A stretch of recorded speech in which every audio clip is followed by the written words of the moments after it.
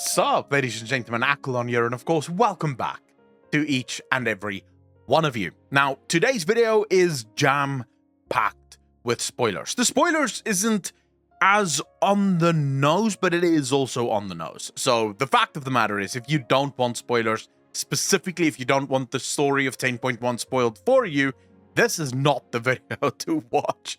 We're gonna go through all of the spoilers. Mr. GM, of course, datamined a bunch of things about the 10.1 campaign, and we're going to go through it. We're going to discuss the different storylines, and then also some of the speculations that may come out of these storylines. So, you know, stick around if that is something you care about. To very quickly, all of the patrons and all of the YouTube members, thank you so much for your support and for exclusive content that you will get nowhere else. Head over to Patreon. For $1 a month, you get access to everything on the Patreon. And with that said, let's jump into it.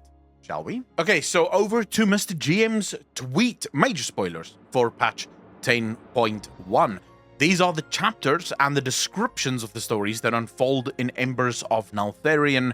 It's found in the loretext.db2, so in the database. This does not include the final chapter of the zone. I want to say right off the bat, it kind of annoys me that this was even data mineable in the first place, considering just how tight-lipped Blizzard have been with patch 10.07. You know, that campaign has still not been data mined.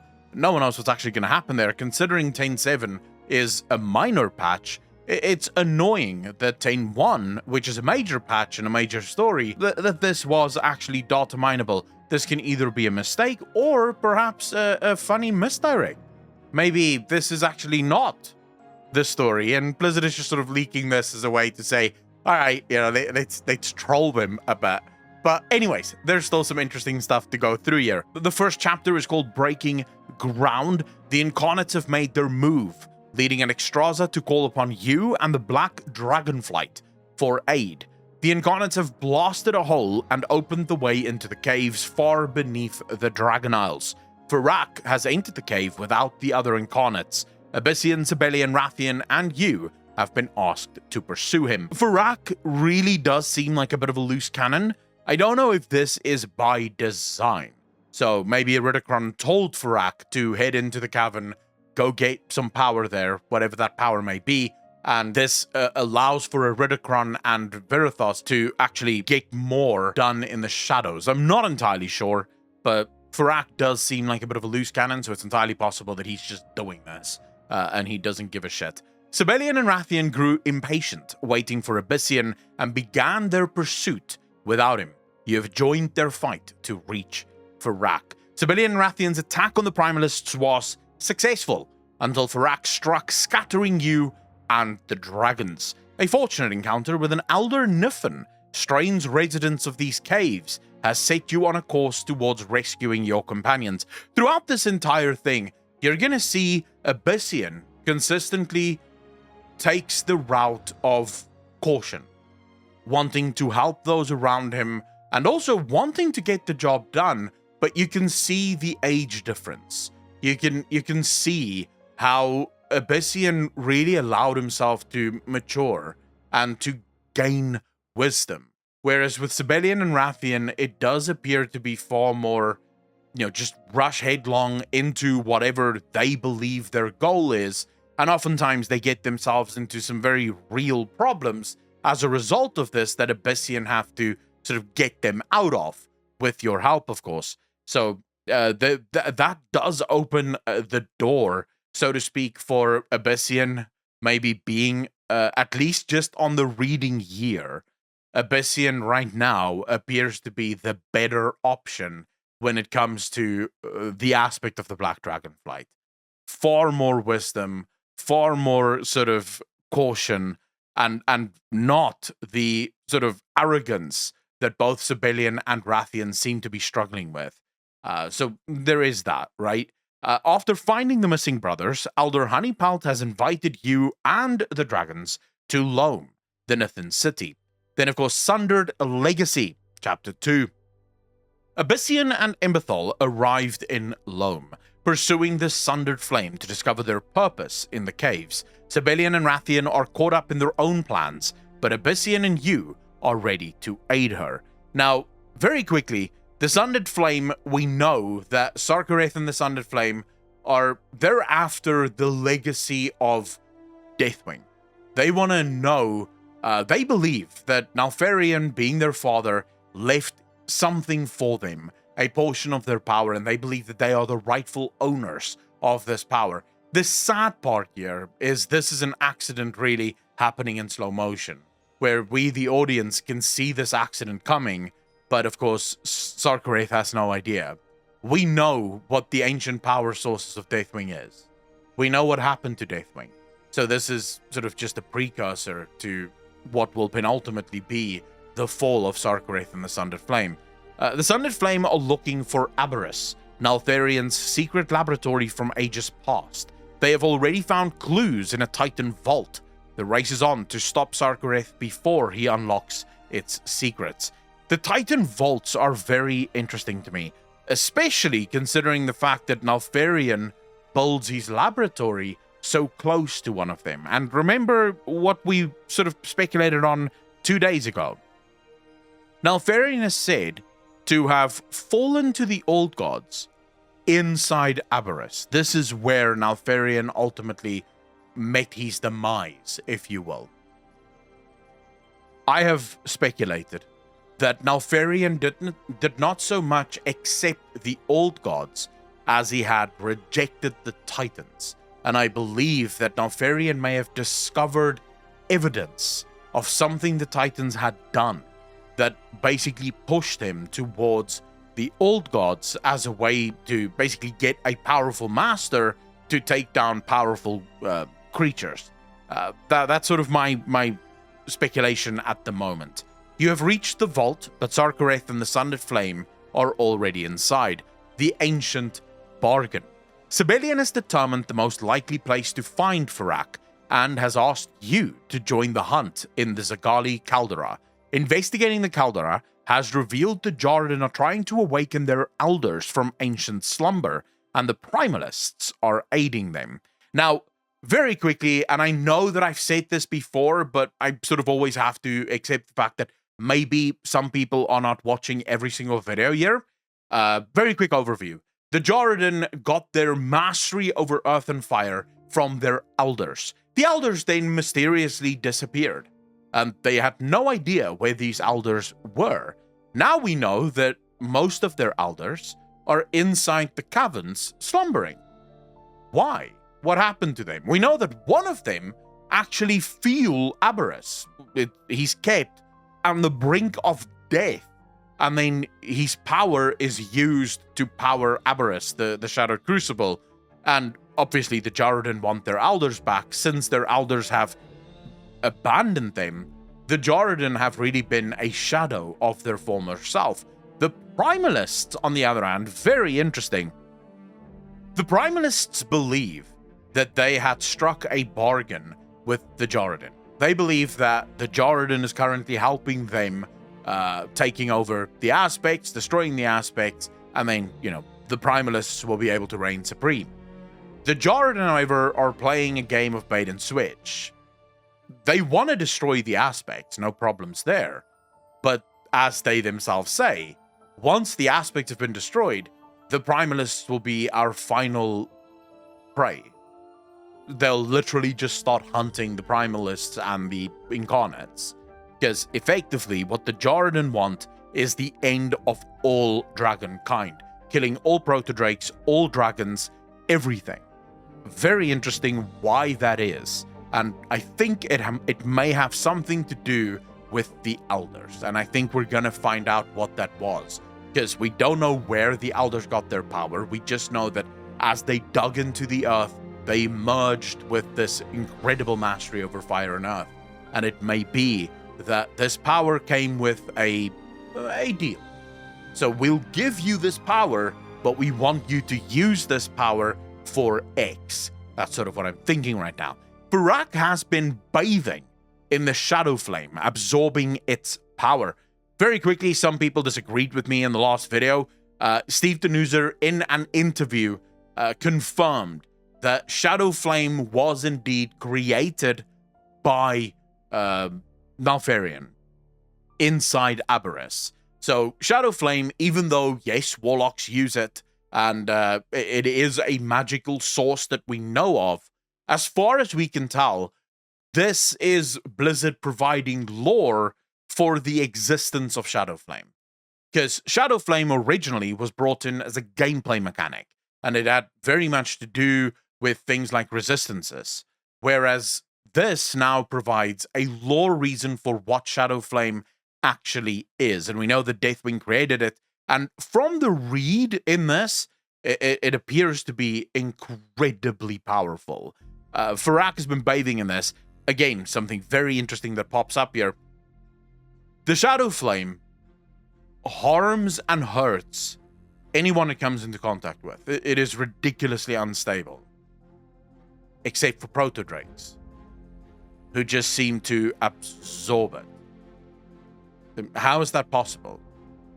Like, Farak, it's just nuts. Farak is bathing in this shit, and it is just powering him up. It's insane. By the way, we've seen his model, Farak's model, after the Shadow Flame, and it looks...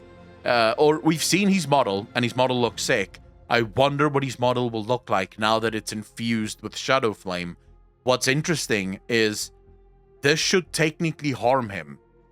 Deathwing tried to infuse a normal dragon with Shadow Flame, and ultimately what they had to do was plate this dragon. So they literally had to take obsidian plates and slam it onto this dragon's body so that the Shadow Flame would actually be contained within it, suggesting perhaps once again the changes that the Titans made to the aspects limited their ability to absorb ancient powers. So when you have a fully formed dragon that is Titan touched, this dragon really can't be infused with other types of magic.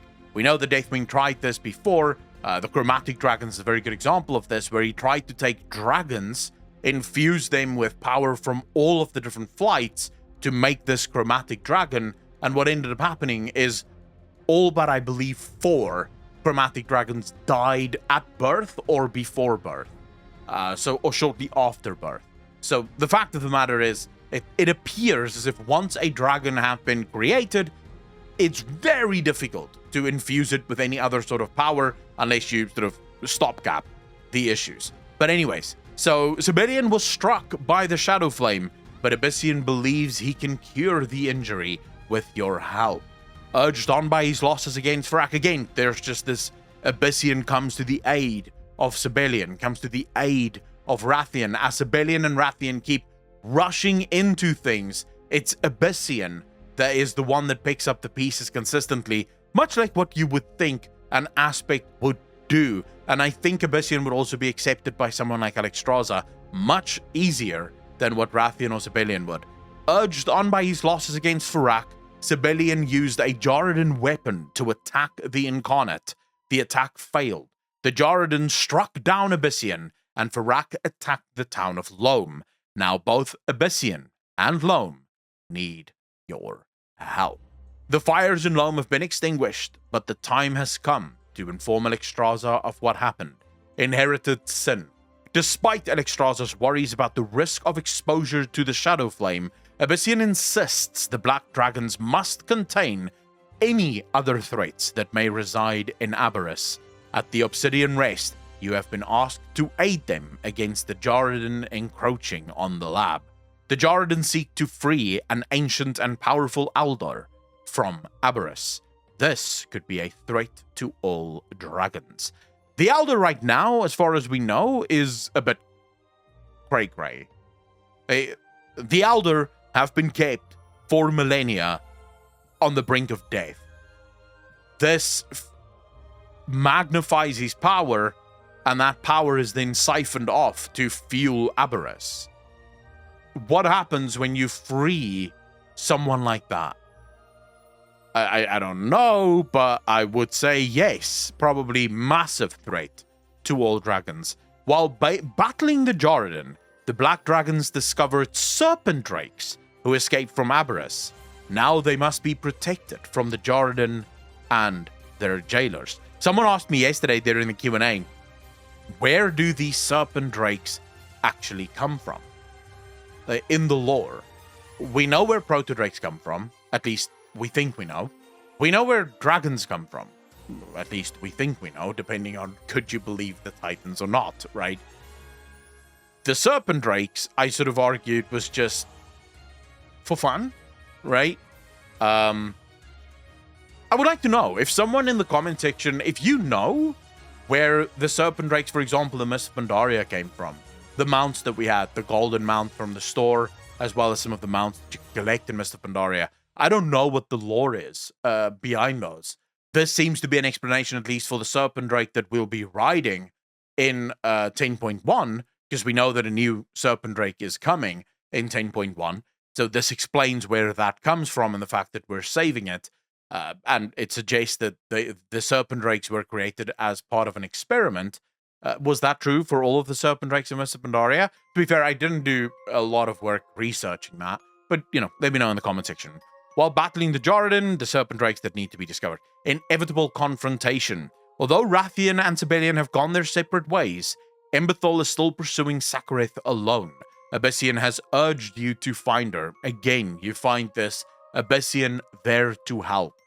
Trying to help everyone, so to speak. Sarkareth is making his way into Aberrus, which is guarded by both the Ebon Flame and the servants of the long-gone master of the lab, Maltherion. You will need all of the dragons to face this. Abyssian and you have rallied Sibelian and Rathian to aid Emberthal and breach Aberrus. The Black Dragons have a foothold in Aberrus.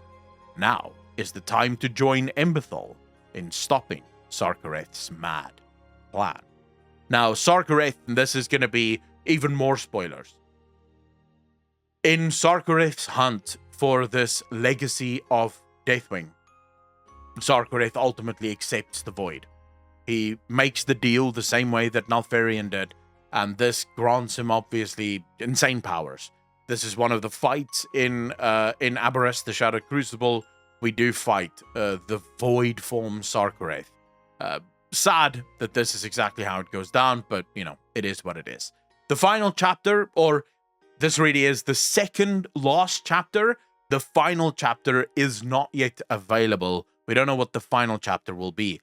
While you have defeated many of the threats within Aberrus, some still linger. Sibelian and Rathian must pick up the pieces and forge a new future for the Black Dragonflight. And then we just get a nice map of Aberrus and Zerkali Caldera, the caves and everything else. I really think this is cool. I like the idea of where the story is going. I specifically love the fact that we're gonna get some information about the Jordan, and we're gonna see this three-way tie for aspect of the Black Dragonflight, with Abyssian and Sibelian and Rathian playing a very big role within this expansion. The question, of course, remains, who should be the Black Dragon aspect? In my mind, through reading this, particular tweet, I genuinely believe that even though my mind or my heart wants Rathian, I think Abyssian is a better fit. He seems to be the only one that really gives a damn, right? But anyways, let me know in the comment section down below what you think of the spoilers, what you think of the story, and all that shit. Let me know. I'd love to hear your thoughts in the comment section down below. Then, of course, to all of the patrons, the YouTube members, thank you so much for your support. It means the absolute world to me. If you want to get some hentai or podcasts and all sorts of exclusive content, head over to Patreon. $1 a month gets you access to everything. And then, of course, to all of the Twitch subs, a very special shout out for your support, for coming by and hanging out and just, being awesome. I love you guys. From the bottom of my heart, ladies and gentlemen, as always, be kind to each other. Be good to each other. And I will see all of you in the next one. Peace out, fam.